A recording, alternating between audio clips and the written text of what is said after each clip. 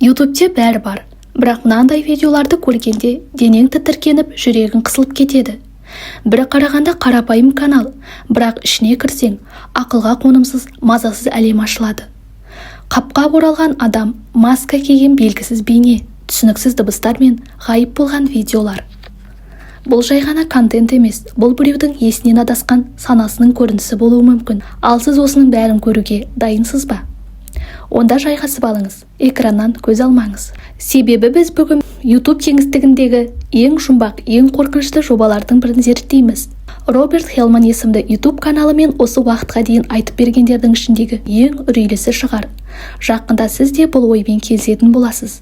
Канал 2015 жылдың 12 шілдесінде тіркелген. Дәл сол күні бірден 12 видео жүктелген. Алайда солардың екеуі қазір негізгі каналдардан жоғалып кеткен. Алғашқы видеоның атауы Дейзи келді. Сипаттамасында былай деп жазылған: әдемі Дейзи қонаққа келеді. Ол өте толқып тұр. Біз бәріміз оның келгеніне қуаныштымыз. Бейнежазбада бос бөлме көрсетіледі. Онда бір кресло тұр. Ал оның артында ақ матамен жабылған бірдеңе анық байқалады. Видеоның 27 секундында кенеттен біз қара, үлкен, қапқа оралған, байланған адам пішінін көреміз. Сол сәтте қорқынышты қайта-қайта қайталанатын әуен ойнатыла бастайды. Видео осылай аяқталады. Екінші видео Дейзи мен достары деп аталады.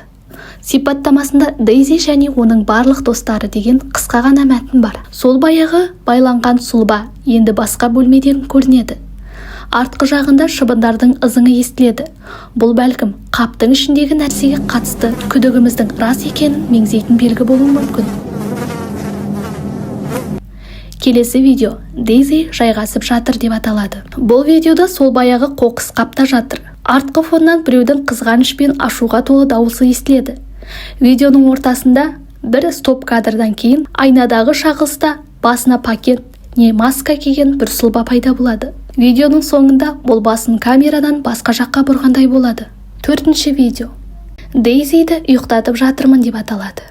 Сипаттамасында былай делінген: кей адамдар ешқашан есеймейді. Дейзи жасына қарамастан оны ұйықтатып жатқанымызды қалайды. Тәтті ұйықта, Дейзи, алдыңда ұзақ күн тұр. Бұл видеода қап кереуеттің үстінде жатыр. Жанында жаймен жабылған бір зат бар. Мұқият қараңыз. Ол зат адам. Демалып жатқандай қозғалып тұрады. Тағы да классикалық 25 кадр тәсілмен кенеттелген объект жоғалып кетеді. Ал 5-ші, қазіргі таңда өшірілген видео Дейзи демалып жатыр деп аталған. Сипаттамада Дейзи күйзеліске толы күннен кейін тынығып жатыр делінген. Бұл жолы Дейзи ваннада. Бетіне маска киген бір ер адам оны тостаған қасықпен тамақтандырып отыр. Бейнебаяда бұрынғыдай сол қорқынышты, уайым тудыратын дыбыстық фон ойнап тұрады. Бір сәтте адам басын жылдам қозғалта бастайды. Содан кейін көзден ғайып болады. 6-шы видео Дейзи құстарды тамақтандырып жатыр деп аталады. Сипаттамасында былай делінген: сөйтсе Дейзи біздің қанатты достарымызды жақсы көреді екен. Бұл жолы сұлба тордағы құстардың жанында отыр. Фондағы музыка алдыңғы Дейзи жайғасып жатыр. Видеосындағыдай бәлкім бір фильмнен алынған. Видеода стоп кадрдан кейін тордан бір зат немесе құрал жоғалып кетеді. Кейін бұл зат Дейзидің қасында жатқан күйде көрінеді.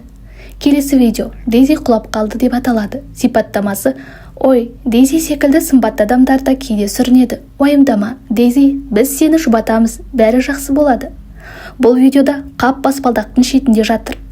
Артқы жағынан әйел адамның жылаған дауысы естіледі. Стоп кадрдан кейін жылау дыбысы кенеттен гуілге айналады. Сол кезде тағы да маска киген адам пайда бола бастады. Ол Дейзиді көтеріп жатқандай әсер қалдырады.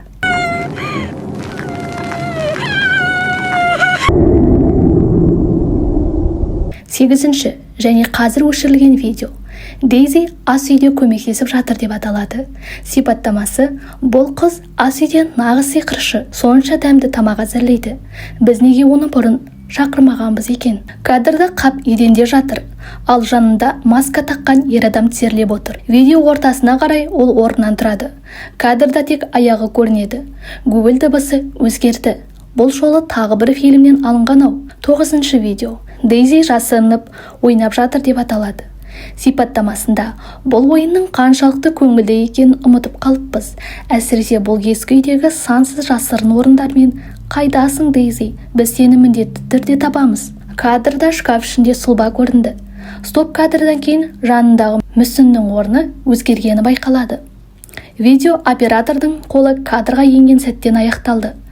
10-шы видео Дейзи ойнап жүр деп аталады. Сипаттамасында былай делінген: біз ескі, шаң басқан тербелмелі ойыншықтарда ешқашан ешкім пайдаланбайды деп ойладық. Бірақ Дейзи оны тазалап, күні бойы соның жанында болды. Қарап отыру қандай жағымды. Бірақ видеода көрініс мүлде басқа. Дейзи қабырғаға ілінулі тұр. Стоп кадрдан кейін пышақ пен соққылардың дыбысы естіледі. 11-ші видео Дейзи бәрін бүлдіріп жатыр деп аталады. Сипаттамасы: тыныш, Дейзи, уайымдама, біз бәрін жинап қоямыз. Кадрда ас үй көрінеді. Фоннан шыбындардың ызыңы қайта естіледі. Стоп кадрдан кейін маска киген ер адам пайда болады. Соңғы 12-ші видео Дейзи кетіп қалады деп аталады. Сипаттамада: ол бізден кетті, енді Дейзи жоқ. Дейзи? Біз оның қайта оралғанын қалаймыз. Оралшы, Дейзи. Ол бізге керек. Ол әрқашан осында болуы тиіс еді. Видеода қап есік жанында жатыр. Фонда бұрынғы қорқынышты әуеннің кері ойналған нұсқасы беріледі. Стоп кадрдан кейін есік ашық күйде көрінеді. Дейзи жоқ. Видео соңында есік қайта жабылады. Ал кадрда ер адамның қолында бір зат ұстап тұрғаны көрінеді. Оның денесі дірілдеп тұр. Бұл зат Дейзидің кетіп қалғаны, оны ашуландырғанын аңғартады. Автордың идеясы бойынша Дейзи қаптың ішіндегі мәйт. Дегенмен кей көрермендер бұған сенбейді. Өйткені қаптағы бас тым кішкентай, шынайы адам басына ұқсамайды дейді.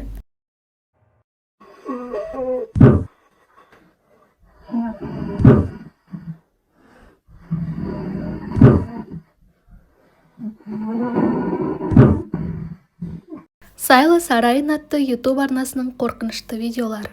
Қазіргі таңда бұл арнада небәрі 3 видео ғана бар. Бірақ олар сіздің ішіңізде анық бір мазасыздық сезімін тудырары сөзсіз. Бірінші видео «Аш адам, көмектесіңіз» деп аталады. Мүмкін аш адам бұл кейіпкердің аты шығар. Бейнежазбада қорқынышты аниматроник немесе не екенін нақты айту қиын. Экранды ұрып қорқынышты ыңырсу дыбыстары шығарып тұрады.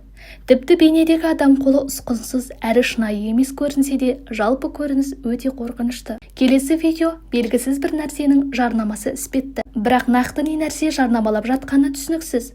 Артқы жағынан бір дауыс естіледі. Сіз жарықты сөндіріп, төсегіңізде жатқанда біреу сізге қарап тұрғандай сезінесіз бе? Сол сәтте экранда қорқыныш бас пайда болады. Одан соң дауыс: уайымдамаңыз, бізде керемет шешім бар, дейді. Дауыстың мақсаты бізді тыныштандыру. Ешкім соңымыздан аңдып жүрген жоқ деп сендіру.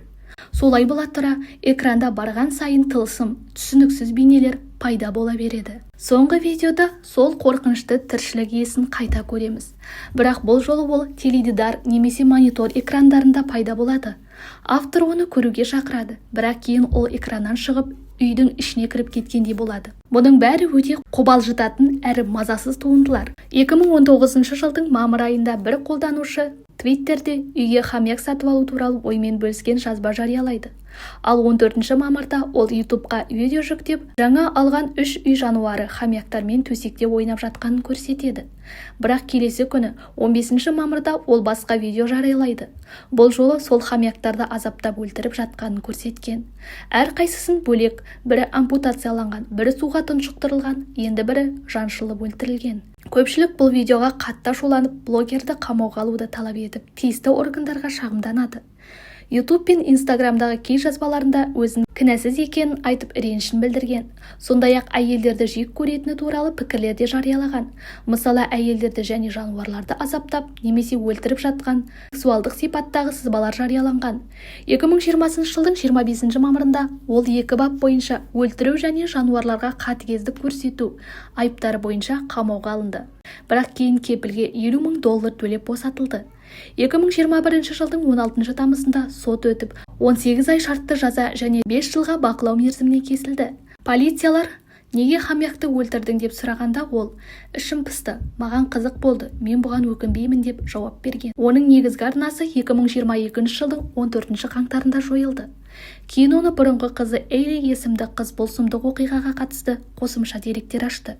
Ол екеуі қорқынышты фильмдерге деген ортақ қызығушылық арқылы танысқан. Ол тіпті мектептегі барлық сыныптастарын өлтіруді жоспарлаған, өйткені қыздар оны қабылдамағанын айтқан. ол әртүрлі қорқынышты жоспарлар жасаған. Мысалы, мектептегі сумен жабдықтыру жүйесін улау, немесе газ тәрізді спиртті желдеу жүйесіне жіберу. Сондай-ақ Долли Флешқа ауыр деңгейдегі аутизм диагнозы қойылған. Дәрігерлердің айтуынша, бұл оның мектепте жиі буллингке ұшырауына себеп болған. Бұл видеолар сіздің қызығушылығыңызды оятуы мүмкін. Бірақ ұмытпаңыз, ар жағында біреудің азабы, біреудің қорқынышы, тіпті шынайы қылмыс жатқан болуы мүмкін. Біз мұндай мазмұнды тек зерттеу, талдау және ескерту үшін көрсетеміз. Ешқашан осындай қатыгез әрекеттерді қайталамаңыз. Бұл нағыз адамгершіліктен айырылу.